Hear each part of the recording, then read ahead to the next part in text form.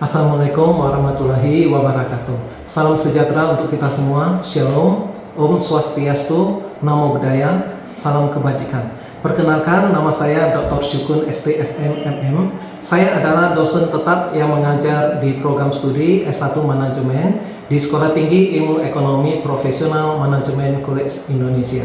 Saya juga menjabat sebagai sekretaris program studi S1 Manajemen. Saya memiliki kompetensi inti dalam bidang manajemen pemasaran. Sebagai dosen profesional, saya aktif dalam pengajaran, penelitian, dan pengabdian kepada masyarakat, serta terlibat dalam pengembangan kurikulum berbasis Outcome Based Education atau OBE di tingkat institusi. Pada tahun 2024, saya menang 2 hibah, yaitu program hibah penelitian kompetitif nasional, skema penelitian dosen pemula afirmasi, dan program hibah pengabdian kepada masyarakat kompetitif nasional, skema pengabdian masyarakat pemula.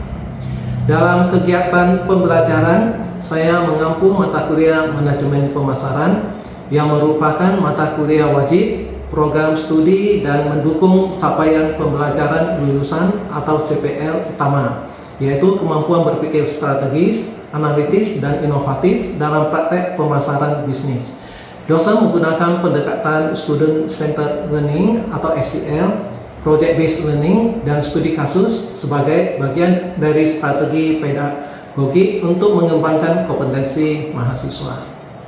Mata kuliah ini membahas tentang konsep dasar pemasaran, analisis pasar, strategi pemasaran, bauran pemasaran atau marketing mix, perilaku konsumen, segmentasi pasar, dan pengambilan keputusan pemasaran dalam konteks bisnis modern. Tujuan pembelajaran mata kuliah: setelah mengikuti mata kuliah ini, mahasiswa diharapkan mampu 1. Memahami prinsip dan konsep dasar manajemen pemasaran. Yang kedua, menganalisis kebutuhan dan keinginan konsumen serta lingkungan pemasaran. Yang ketiga, merancang strategi pemasaran berdasarkan segmentasi, targeting, dan positioning. Yang keempat, menerapkan bauran pemasaran, yaitu produk, harga, tempat, dan promosi dalam konteks bisnis. Yang kelima, mampu menyusun rencana pemasaran yang komprehensif dan terukur. Capaian pembelajaran lulusan atau CPL yang didukung. 1. CPLP 1, yaitu mampu menerapkan pemikiran logis, kritis, sistematis, dan inovatif. Yang kedua, CPL KK 1, yaitu mampu menganalisis data pasar dan menyusun strategi pemasaran. Yang ketiga, CPL KK 2, yaitu mampu merancang rencana bisnis dengan pendekatan pemasaran modern. Strategi pembelajaran. Metode yang digunakan adalah ceramah interaktif, diskusi, studi kasus, simulasi, proyek pemasaran. Media yang digunakan berupa PowerPoint, Learning Management System atau LMS, video edukatif, perangkat simulasi digital. Demikian deskripsi diri saya. Mari kita lanjut pada video pembelajaran. Let's go. Selamat pagi semuanya. Pagi. Apa kabar? Baik. Nah, pada hari ini sebelum kita memulai perkuliahan kita, mari kita berdoa sesuai dengan agama dan kepercayaan masing-masing. Doa dimulai.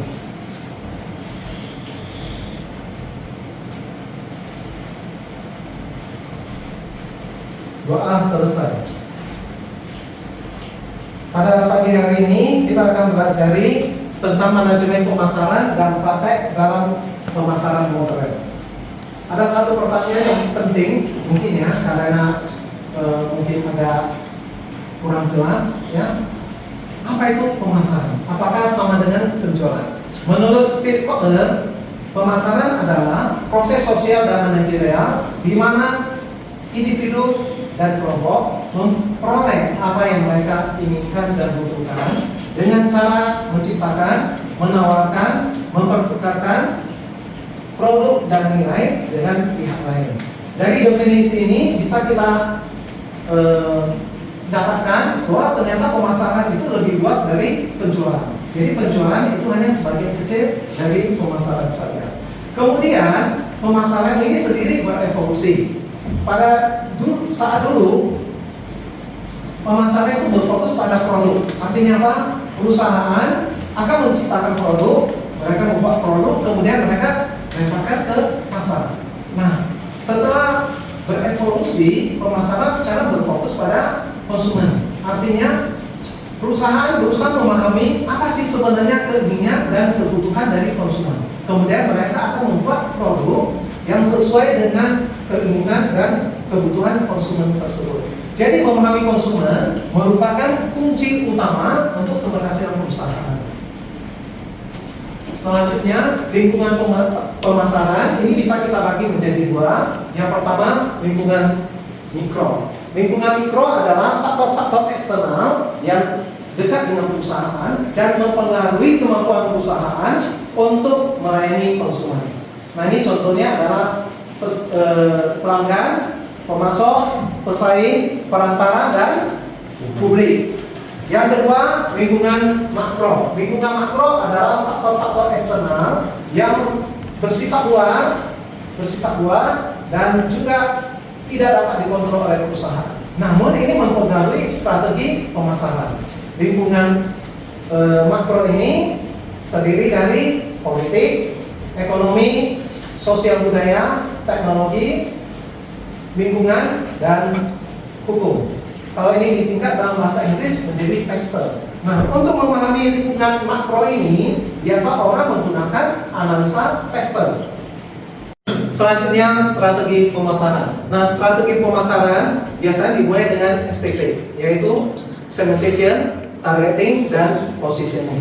Nah, mari kita mulai dengan segmentation atau segmentasi pasar. Jadi dalam segmentasi pasar, kita membagi pasar menjadi kelompok-kelompok yang lebih kecil namun homogen. Segmentasi pasar ini biasanya dibagi berdasarkan satu geografis, yaitu bisa berdasarkan kota, kecamatan, provinsi, dan lain-lain. Yang kedua, berdasarkan demografi, yaitu bisa berdasarkan usia, pendapatan, jenis kelamin, pendidikan, dan lain-lain. Yang ketiga, berdasarkan psikografis, yaitu gaya hidup dan kelas sosial. Dan yang terakhir, berdasarkan perilaku. Setelah segmentasi pasar ini kita lakukan, maka kita masuk ke tahap berikutnya, yaitu targeting.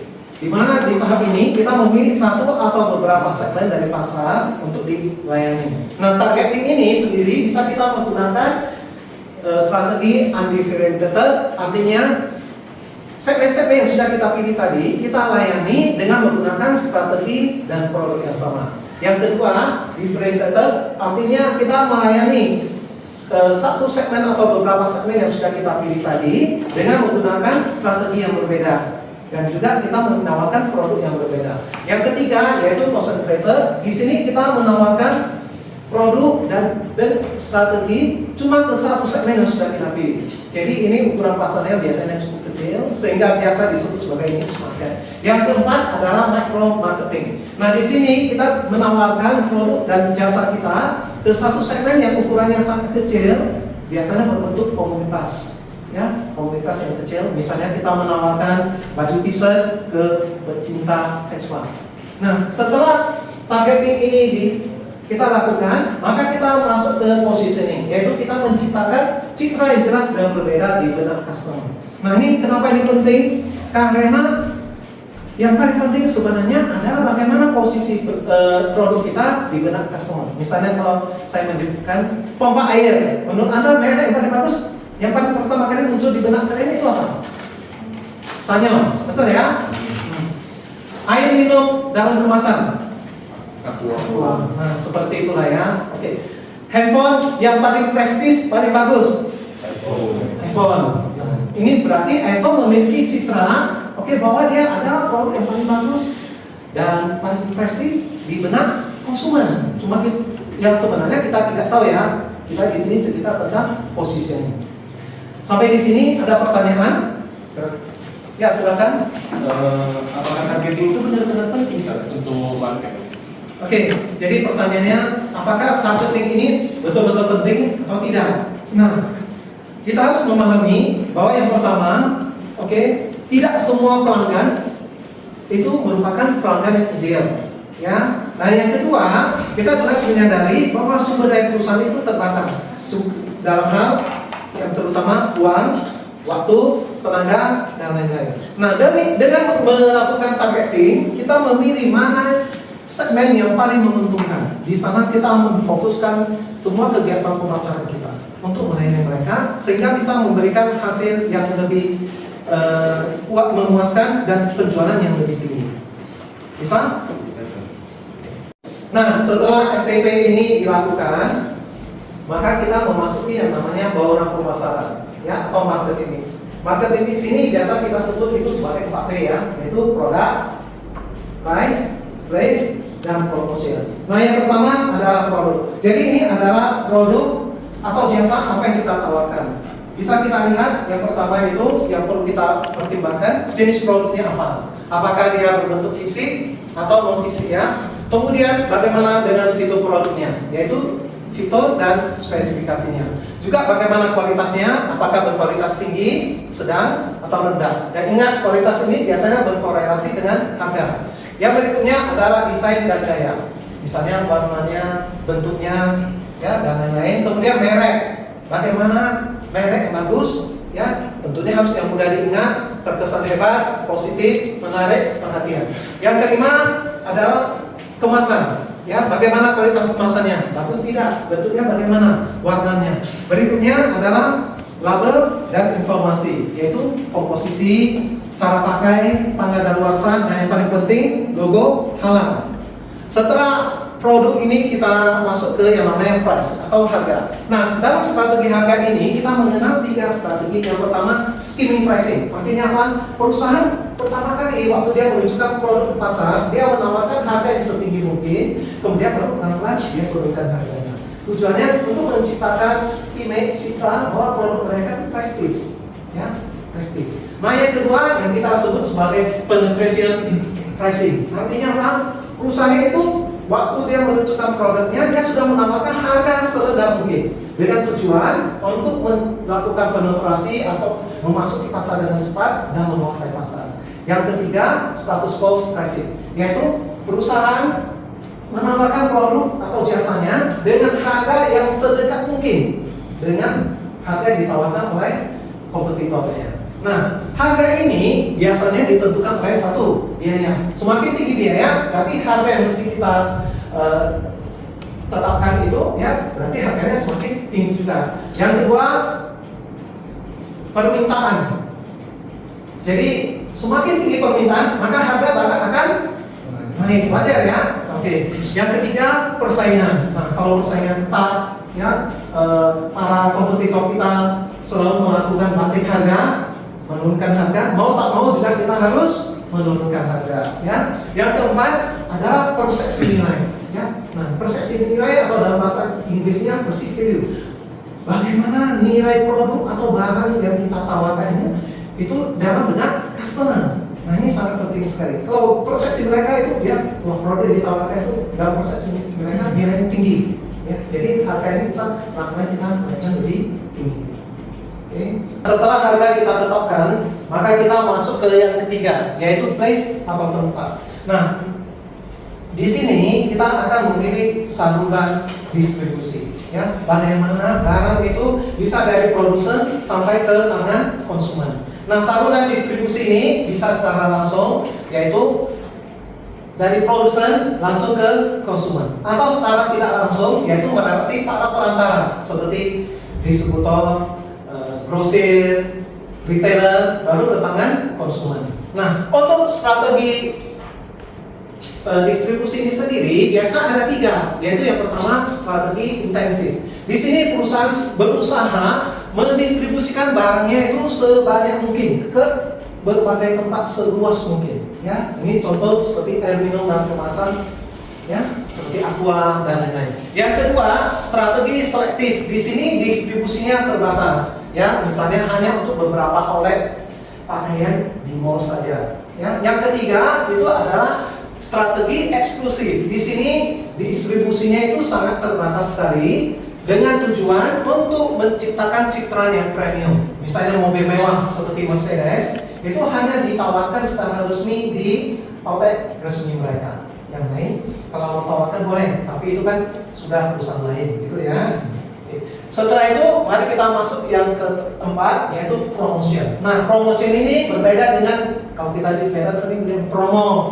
Kalau di Medan kalau promo itu artinya lagi diskon ya. Nah, di sini promosinya berbeda ya. Oke. Nah, promosi yang pertama itu iklan atau periklanan atau advertising. Ya, jadi di sini perusahaan bisa membuat iklan. Kalau dulunya di surat kabar, di TV, ya, sekarang mungkin di YouTube, di TikTok dan lain-lain. Yang kedua, personal selling atau penjualan personal. Nah, ini bisa dilakukan dengan misalnya penjualan dari door to door atau sales langsung mendemonstrasikan produknya di hadapan konsumen. Yang ketiga, promosi penjualan. Nah, di sini tujuannya bagaimana produk kita bisa terjual sebanyak mungkin dalam periode yang ditentukan. Jadi bisa dengan melakukan misalnya pemberian diskon, ya, buy one get one ya, beli satu gratis satu, ya, cashback dan lain-lain. Yang terakhir adalah hubungan masyarakat. Nah, hubungan masyarakat atau public relations ini bisa dilakukan misalnya dengan siaran pers, ya, wawancara pers, kemudian mensponsori kegiatan dan lain-lain. Nah, pada zaman sekarang kita sudah memasuki era pemasaran digital. Pemasaran digital artinya apa? Pemasaran yang dilakukan dengan menggunakan teknologi digital. Sesederhana itu saja, ya. Nah, banyak cara yang bisa digunakan untuk pemasaran digital, termasuk dengan email marketing dan lain-lain. Mari kita lihat yang biasa digunakan orang. Yang pertama SEO dan SEM. SEO itu singkatan dari Search Engine Optimization, ya. Dan SEM itu singkatan dari Search Engine Marketing. Ya, jadi dengan SEO dan SEM ini kita berusaha supaya di hasil pencarian, misalnya mesin pencarian seperti Google, iklan kita muncul di posisi pertama. Kenapa harus di posisi pertama? Karena itu akan banyak diklik orang. Ya, nah yang kedua bisa dengan menggunakan media sosial. Jadi di media sosial ini kita bisa membangun komunitas juga interaktif ya. Bisa kita lakukan live. Ya, bisa langsung kita berkomunikasi dengan audiens kita. Nah, di media sosial ini sendiri, ini juga berubah-ubah juga ya. Dulunya paling banyak dipakai orang itu Facebook, ya, kemudian beralih ke Instagram. Nah, sekarang Instagram konon sudah mulai ditinggalkan. Anak-anak muda seperti Anda sekarang kan lebih senang di TikTok. Nah, karena komunitas di TikTok itu tinggi, usernya banyak. Jadi kalau Anda mau bangun komunitas, mungkin bisa di TikTok juga. Nah, karena konsumen sudah berubah, dulunya nonton TV, baca surat kabar, dan lain-lain. Maka kita juga harus melakukan analisis konsumen online. Jadi kita berusaha memahami perilaku dan tren digital. Jangan-jangan nanti suatu ketika TikTok sudah ditinggalkan orang, kita masih belum tahu bahwa ya TikTok itu sudah mulai ditinggalkan orang. Kita masih dengan kurang perhatian, kita mengiklankan produk kita di TikTok. Penontonnya sudah semakin sedikit ya, jadi kita harus mengikuti tren juga. Sampai di sini ada pertanyaan? Ya, silakan. Apakah teori pemasaran masih relevan di era pemasaran digital?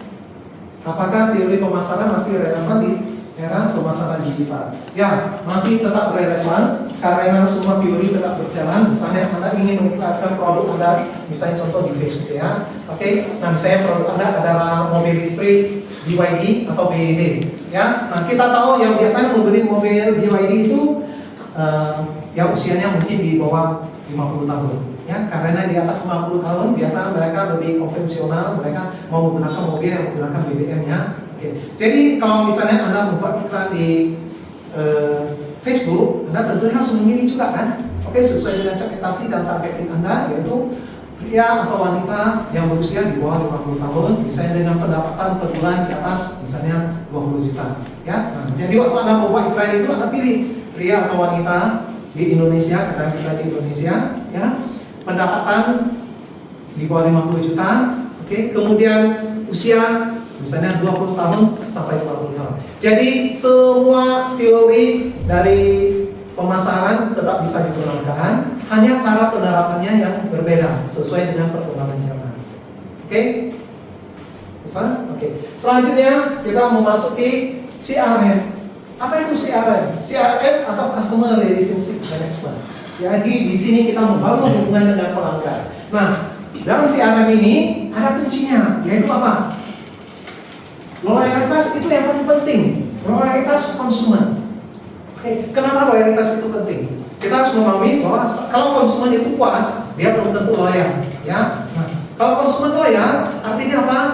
Kita pernah mendengar biaya untuk mendapatkan customer baru itu jauh lebih besar dari biaya untuk mempertahankan customer lama, ya. Nah, artinya apa?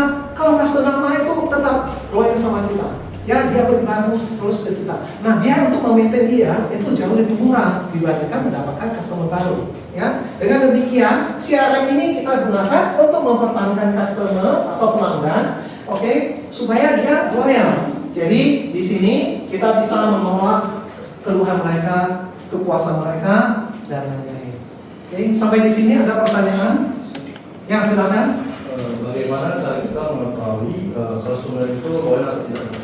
Bagaimana cara kita mengetahui konsumen itu loyal atau tidak? Nah, untuk mengetahuinya biasanya kita menggunakan, kalau istilah kita, 3 dimensi. Yang pertama itu ada repurchase. Jadi kalau konsumen itu sudah membeli produk kita, dia beli lagi, itu merupakan indikator bahwa dia loyal sama kita, ya. Nah, yang kedua adalah retention. Jadi kalau ada misalnya penawaran yang lebih menarik daripada pesaing, ya, tapi dia tetap beli dari kita, dia tetap setia dengan perusahaan kita, itu ciri yang kedua.